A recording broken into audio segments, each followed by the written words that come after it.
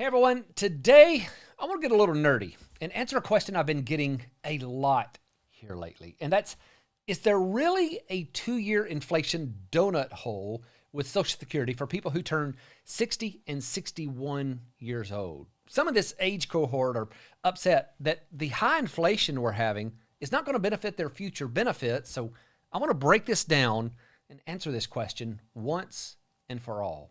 So let's start with, why do some people think that there are no inflation adjustments for a certain age group? Well, it's based on the observation that if all wages are indexed through age 59 and the COLAs don't start until 62, those cost of living adjustments, then there's 2 years of no inflation. Now that's partially true, but it's not as bad as it seems. To get the full picture, let's review how a benefit is calculated and then how inflation affects a benefit.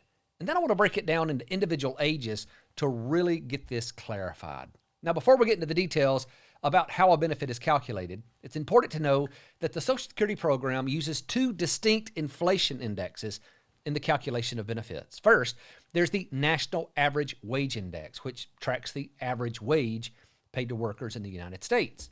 And then there's the Consumer Price Index for urban wage earners and clerical workers, which is also known as the CPIW. This tracks the prices of goods and services. So you have one index that tracks wage inflation and one index that tracks price inflation. Which index is used depends on if someone has reached their eligibility year. This is defined as the year that someone dies, if they die before 62, becomes disabled, again, if they become disabled before 62, or the year they reach 62. Now let's quickly cover the basic steps in calculating a benefit so we can answer the question about the inflation donut hole. Now bear with me on this. For those who followed me for a while, you've probably already watched me go through the calculation steps, but this is an important piece of fully understanding how inflation affects your benefit and the possibility of a 2-year donut hole. The first step in the calculation is to establish your earnings history. This is important because the amount of your Social Security benefit is controlled by your historical earnings. So they need to calculate what your historical earnings were. And that may seem easy enough. After all, you can just go to your MySSA account and look at your earnings history. But when they're calculating your benefit, they don't just use your historical earnings at face value. Instead, all of your earnings through age 59 are adjusted to account for the growth in wages. This indexation is meant to ensure that an individual's future Social Security benefit reflects the general rise in the standard of living that occurred during his or her working lifetime. Now, the process for indexing these earnings is to take the National Average Wage Index in the year you turn 60 and divide by the average wage index in each of the other years you had earnings. Let me give you an example of how this would work. Let's assume that you'll reach 67 in 2023. That would mean that you were 60 in 2016. Now, in 2016, the average wage index was $48,642.15. That's the level your historical earnings would be indexed to. Now, to index your prior earnings, you simply divide the average wage index in the year you turn 60 by the average wage index in all the prior years where you had earnings. So, for example, if you divide the 2016 wage index by the 2015 index, you get a ratio of 1.01130001. Then you would simply take your 2015 earnings at face value and multiply by that ratio or that indexing factor. For example, if your actual earnings for 2015 was $75,000, it would be indexed to $75,847. And you would simply repeat that for all of the years where you had earnings. And once you had all of your earnings indexed, you would simply take out the highest 35 years of earnings. And before you moved on to the next step, you would need to reduce these 35 years to a monthly amount because the Social Security formula is meant to calculate your monthly benefit. And to do that, you'd simply add up the highest 35 years and divide by the number of months in 35 years, which happens to be 420.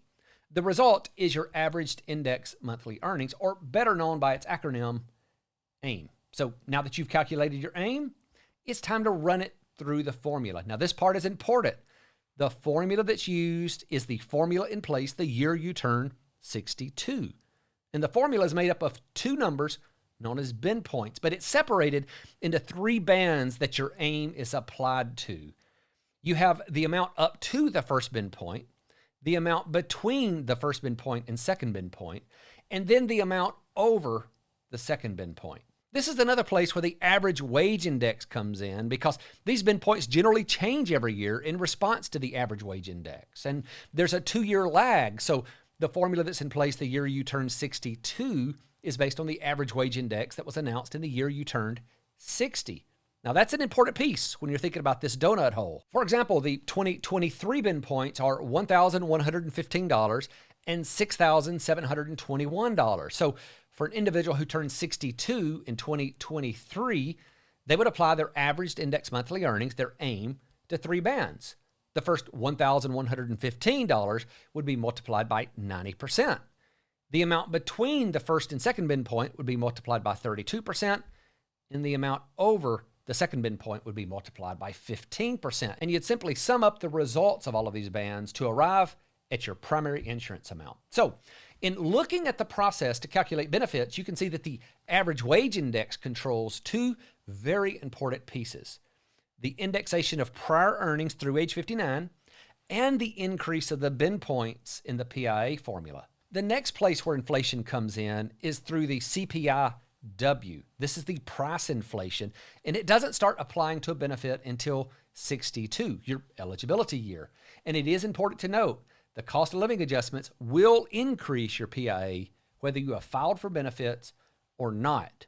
So if the COLAs don't start until 62 and the indexation of earnings stops at 59, it certainly does seem that ages 60 and 61 don't receive any adjustments through either wage-based inflation or price-based inflation. But let's dig a little bit deeper and break this down by specific ages to see what, if any, inflation is applied there.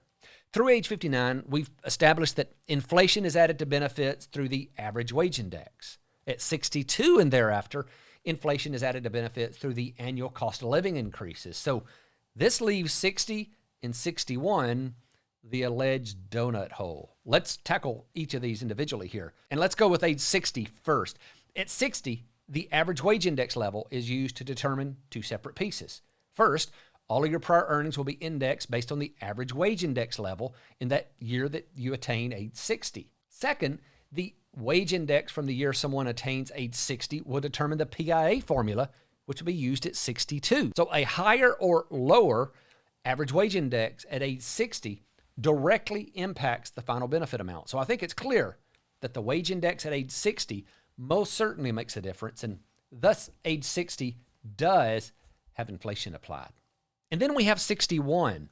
And this is the point where the average wage index doesn't count toward neither the indexation of earnings nor the bin points in the formula. And the cost of living adjustments aren't applying yet, so I can't see any way around this.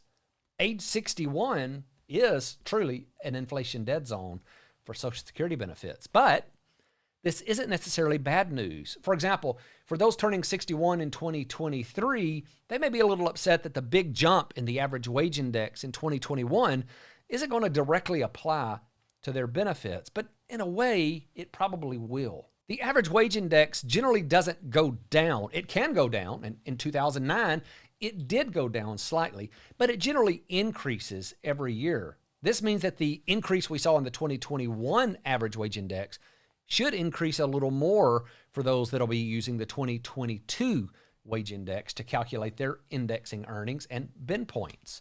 So ultimately, there's really no bad news, just another funky nuance of how Social Security benefits are calculated. Thanks for watching.